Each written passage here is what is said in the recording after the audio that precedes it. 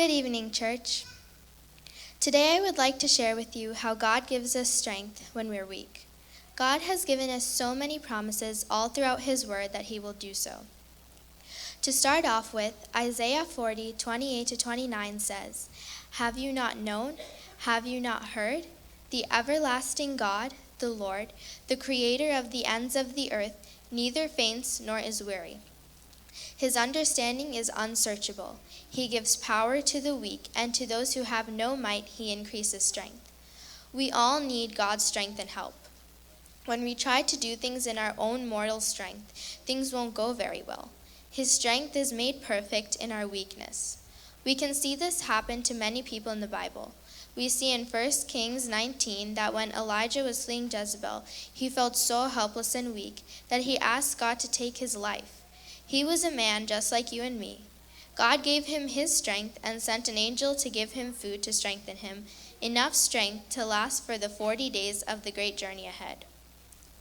No matter how bad things get, He will never leave you nor forsake you. When we need help the most, turn to God. Otherwise, help will be nowhere found. We can have faith that God is greater than the problem we're facing.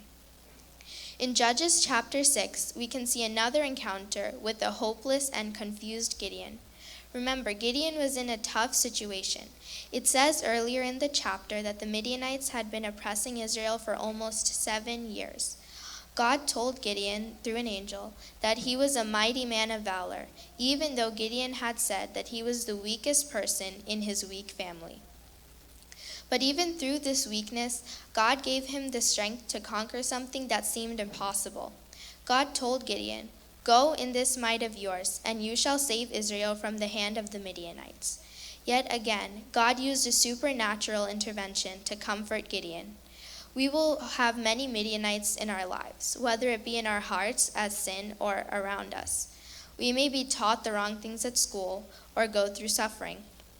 These are times when we think we are weak. These are also times when God will give us strength, even if we feel like we are outnumbered by the principalities against us. God knows everything that happens to us. He will give us His divine wisdom.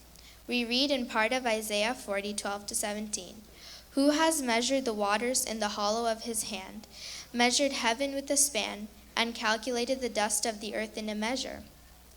We do not have a high priest who can't sympathize with our weaknesses, but one that has been tempted as we are, without sin.